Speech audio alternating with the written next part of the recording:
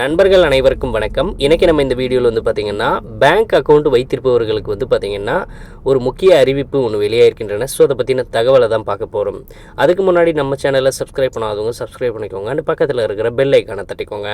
அப்போ தான் நம்ம போடுற வீடியோஸ் எல்லாம் உங்களுக்கு நோட்டிஃபிகேஷனாக வரும். வாங்க வீடியோக்குள்ளே போகலாம். ஸோ இப்போ வந்து பார்த்திங்கன்னா பெரிய பண பரிவர்த்தனைகள் வருமான வரித்துறையின் கவனத்தை ஈர்க்கும். அதாவது சரியாக கணக்கு காட்டப்படாவிட்டால் 5 வகையான பண பரிவர்த்தனைகள் வருமான வரி அறிவிப்புக்கு வழிவகுக்கும். டிஜிட்டல் பண பரிவர்த்தனைகள் அதிகரித்து வரும் காலகட்டத்தில் சில தனிநபர் பல்வேறு காரணங்களுக்காக பண பரிவர்த்தனைகளை விரும்புகிறார்கள்.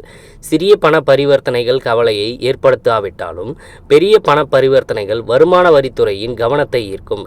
ஏதேனும் அசாதாரணமான அல்லது அதிக மதிப்புள்ள பண செயல்பாடுகள் உங்களை ஆய்வுக்கு உட்படுத்தலாம். அதாவது வந்து பார்த்திங்கன்னா இங்கே அதிக மதிப்புள்ள 5 வகையான பண பரிவர்த்தனைகள் சரியாக கணக்கு காட்டப்படாவிட்டால் அதாவது வருமான வரி அறிவிப்புக்கு வழிவகுக்கும் அப்படின்னு சொல்லியிருக்காங்க. மத்திய நேரடி வரிகள் வாரியத்தின் CBDT அதாவது வழிகாட்டுதல்களின்படி ஒரு நிதியாண்டில் ஒரு வங்கி கணக்கில் 10 லட்சம் அதாவது ரூபாய் 10 லட்சம் அல்லது அதற்கு மேல் ரொக்கமாக டெபாசிட் செய்தால் வருமான வரித்துறைக்கு தெரிவிக்கப்படும்.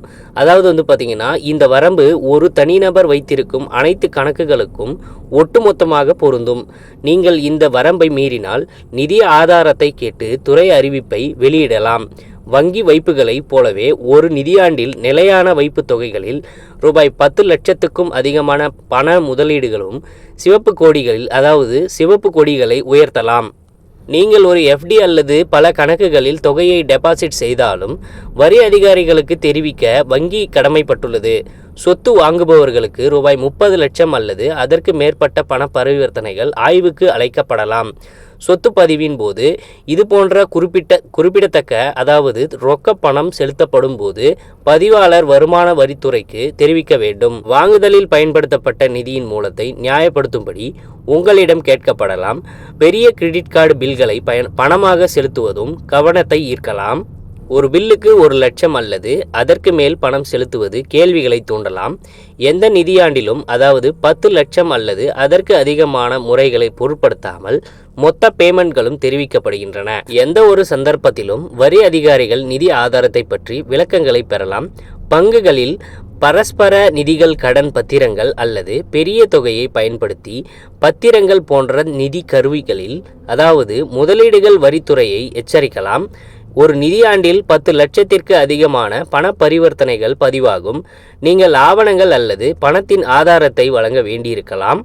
வருமான வரித்துறையின் சிக்கல்களை தவிர்க்க வழிமுறைகளை பின்பற்றலாம். அனைத்து உயர் மதிப்பு பண பரிவர்த்தனைகளும் முறையான ஆவணங்கள் மூலம் ஆதரிக்கப்படுவதை உறுதி செய்யவும். வெளிப்படைத்தன்மையை அதாவது முடிந்தவரை டிஜிட்டல் கட்டண முறைகளை தேர்ந்தெடுக்கவும். கேள்வி கேட்கப்பட்டால் உங்கள் நிதி நடவடிக்கைகளை உறுதிப்படுத்த வருமான மற்றும் முதலீடுகள் துல்லியமான பதிவுகளை வைத்திருங்கள். இந்த நடைமுறைகளை பின்பற்றுவதன் மூலம் அதிக மதிப்புள்ள பரிவர்த்தனைகளுக்கு வரி அறிவிப்பை பெறுவதற்கான வாய்ப்புகளை குறைக்கலாம். ஸோ வந்து பார்த்தீங்கன்னா கண்டிப்பாக இந்த அப்டேட் உங்களுக்கு பயனுள்ளதாக இருக்கும் நம்புகிறோம். உடனுக்குடன் நம்மளுடைய அப்டேட்ஸை தெரிஞ்சுக்கணும் அப்படின்னா நம்ம சேனலோடு தொடர்ந்து இணைந்திருங்கள். நன்றி, வணக்கம்.